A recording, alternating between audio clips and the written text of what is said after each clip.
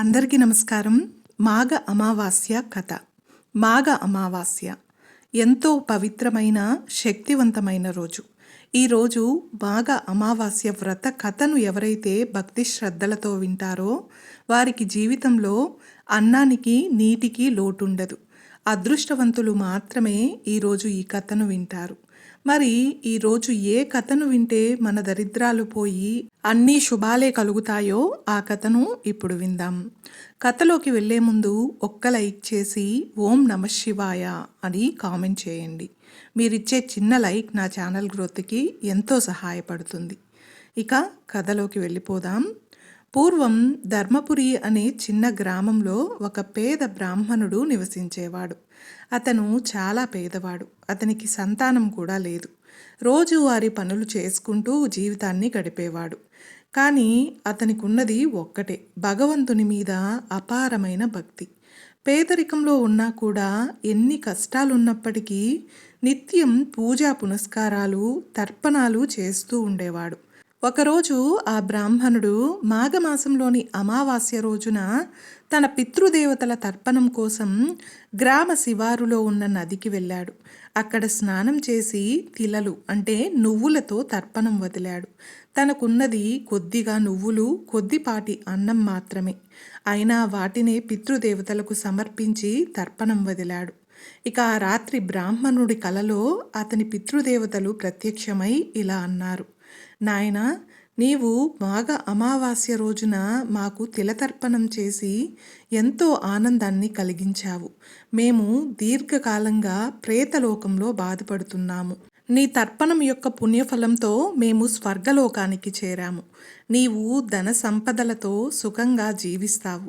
నీ జీవితంలో నీకు సకల ఐశ్వర్యాలు కలుగుతాయి. నీకు అన్నీ సమృద్ధిగా అందుతాయి అని వారు దీవించారు. ఇక ఆ బ్రాహ్మణుడు ఆ కలను చూసి ఎంతో ఆనందపడి మరుసటి రోజు అదే విశ్వాసంతో మరలా తర్పణం వదిలాడు. ఇక అలా తన జీవితం గడిచిపోతూ వస్తోంది. ఇక ఆ బ్రాహ్మణుడి గ్రామ సమీపంలో ధనానికి అధిపతి అయిన కుబేరుడి రాజ్యం ఉండేది. ఆ రాజ్యంలో ధనానికి అధిపతి అయిన కుబేరుడు నివసించేవాడు. కుబేరుడు దేవతలలో ధనానికి అధిపతి అయిన కొన్ని రోజుల్లో అతనికి ఒక ఆలోచన కలిగింది. నా వద్ద ఎన్నెన్నో నిధులున్నా నాకు పితృదేవతల ఆశీస్సులు సంపూర్ణంగా లేవు. ఒక బ్రాహ్మణుడు తిలతర్పణం చేసి తన వంశాన్ని స్వర్గానికి చేర్చాడట. నేను కూడా అలాంటి పుణ్యకార్యం చెయ్యాలి అని అనుకుని అప్పుడే కుబేరుడు తన సేవకులను పిలిచి ఆ బ్రాహ్మణుణ్ణి తీసుకుని రమ్మని పంపించాడు. ఆ బ్రాహ్మణుడికి మర్యాదతో ఆహ్వానం పలికాడు కుబేరుడు. ఆ బ్రాహ్మణునితో ఇలా అన్నాడు: మహానుభావ, నీవు చేసిన తర్పణం వల్ల నీ పితృదేవతలు మోక్షాన్ని పొందారట. నీ పుణ్యఫలాన్ని విని నేను కూడా మాఘ అమావాస్య రోజున నీతో కలిసి తర్పణం చేయాలనుకుంటున్నాను. నీవు మా వద్ద ఉండి ఈ కార్యాన్ని నడిపించాలి అని అడిగాడు. ఆ మాట విని బ్రాహ్మణుడు చాలా ఆనందించాడు. మాఘ అమావాస్య రోజున కుబేరుడు బ్రాహ్మణుడు కలిసి గంగానదీ తీరం వద్ద మహాపితృతర్పణం నిర్వహించారు. బ్రాహ్మణుడు మంత్రోచ్చారణ చేయగా కుబేరుడు తిలలు, బంగారం, ధాన్యాలు, గోదానం, వస్త్రాలు విరివిగా దానం చేశాడు. పితృదేవతలకు తర్పణం వదిలాడు. ఆ తర్పణ సమయంలో గగన మార్గంలో పితృగణాలు ప్రక్కన ప్రత్యక్షమై వారిని ఆశీర్వదించి ఇలా అన్నారు: కుబేర మహారాజా, నీవు మాఘ అమావాస్య రోజున చేసిన ఈ తర్పణ దానాల కారణంగా నీ నవనిధులపై ఎల్లప్పుడూ శుభ ఆశీస్సులు ఉంటాయి. నీ వంశం సంతోషంతో సకల సంపదలతో ఆనందంగా ఉంటుందని వారందరూ కూడా ఆశీర్వదించారు. ఇక ఆ రోజు నుండి కుబేరుడికి మరింత ఐశ్వర్యం కలిగింది. అతని నిధులు మరింత పెరిగాయి. ఆ బ్రాహ్మణుడు కూడా తన పేదరికాన్ని వదిలి కుబేరుని ఆశీస్సులతో మంచి స్థితికి చేరుకున్నాడు. కుబేరుడు ఆ బ్రాహ్మణుడికి ఓ భూభాగాన్ని దానం చేసి అందులో ఒక గుడిని నిర్మింపచేసి ఆ బ్రాహ్మణుడితో కలిసి ప్రతి మాఘ అమావాస్య నాడు తర్పణం, అన్నదానం చేయిస్తూ ఉండేవాడు. కాబట్టి మాఘ అమావాస్య రోజున తర్పణం, తిలదానం చేయడం వల్ల పితృదేవతలకు మోక్షం కలుగుతుంది. ఐశ్వర్యానికి మాత్రమే కాదు, ఆధ్యాత్మిక సాధనకు కూడా పితృపూజ అవసరం. ధనవంతులు దానం చేసి పేదలను ఆదరించాలి.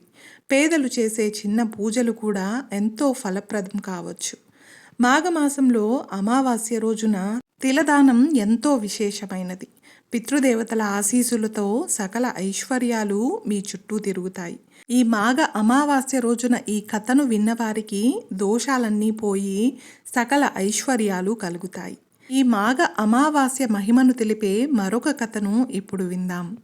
పూర్వకాలంలో రాజ్యాన్ని ధర్మబద్ధంగా పాలించే గొప్ప రాజు సత్యవ్రతుడు అనే రాజు ఉన్నాడు. అతను ప్రజల భద్రత కోసం, న్యాయం కోసం, ప్రజల యొక్క ఐశ్వర్యం కోసం ఎప్పుడూ తపన పడుతూ ఉండేవాడు. అయితే ఓ ఏడాది అతని రాజ్యంలో అనుకోని దుర్భిక్షం తలెత్తింది. పంటలు ఎండిపోయాయి, జలాలు కరువయ్యాయి. ప్రజలు ఆకలితో, దుఃఖంతో రాజును ఆశ్రయించారు. రాజు మనసులో ఇలా అనుకున్నాడు, నేను నా ధర్మాన్ని పాటిస్తున్నా ఈ విధంగా రాజ్యం ఎందుకు బాధపడుతుంది? ఇదేదో పితృదేవతల ఆగ్రహమా?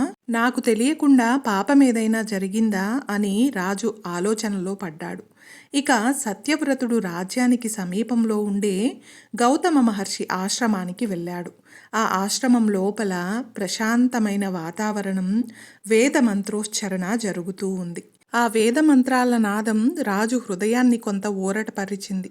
ఇక మహర్షికి నమస్కరించి ఇలా అన్నాడు, ఓ మహర్షి, నా రాజ్యంలో ప్రజలు కరువు కాటకాలు అనుభవిస్తున్నారు. ఈ దుఃఖం తొలగిపోవడానికి మార్గం ఏదైనా ఉంటే ఉపదేశించండి. అనగానే గౌతమ మహర్షి ధ్యానం చేసి ఇలా చెప్పాడు, మాఘమాసంలో అమావాస్య రోజున గోదావరి నదిలో స్నానం చేసి పితృదేవతలకు తర్పణం వదలాలి. బ్రాహ్మణులను ఆహ్వానించి భోజనం పెట్టి తిలదానం చెయ్యాలి. దీనివల్ల పితృదేవతలు తృప్తి చెందుతారు, వర్షాలు కురుస్తాయి, రాజ్యంలో ఐశ్వర్యం సమృద్ధిగా లభిస్తుంది అని చెప్పాడు. ఇక సత్యవ్రతుడు మహర్షి ఉపదేశాన్ని పాటించేందుకు సిద్ధమయ్యాడు.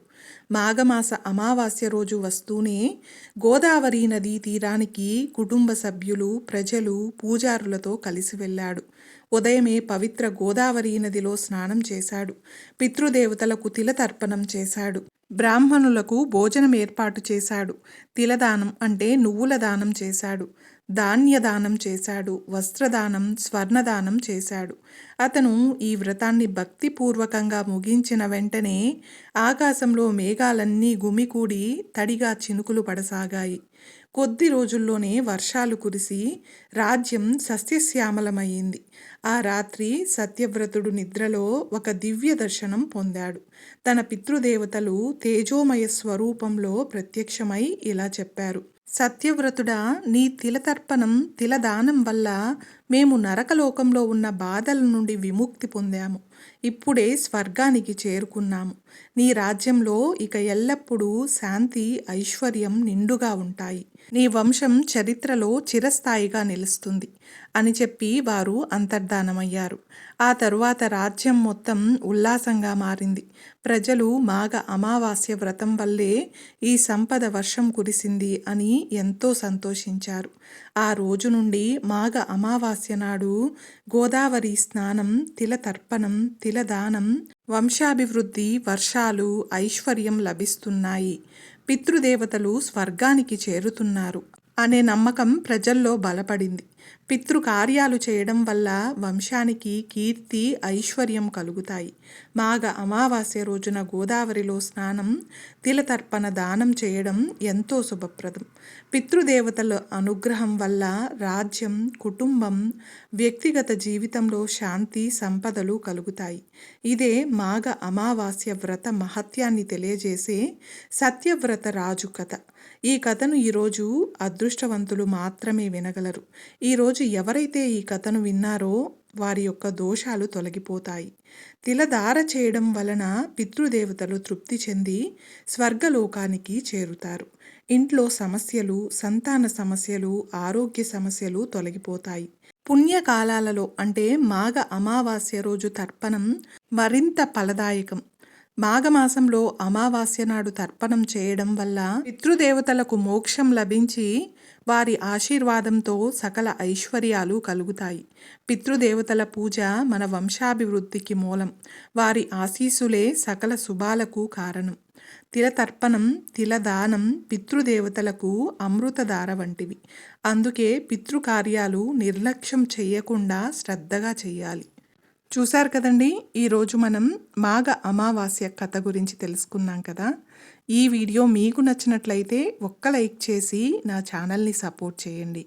ఇంకా మరెన్నో ఇంట్రెస్టింగ్ వీడియోస్ కోసం నా ఛానల్ని సబ్స్క్రైబ్ చేయండి.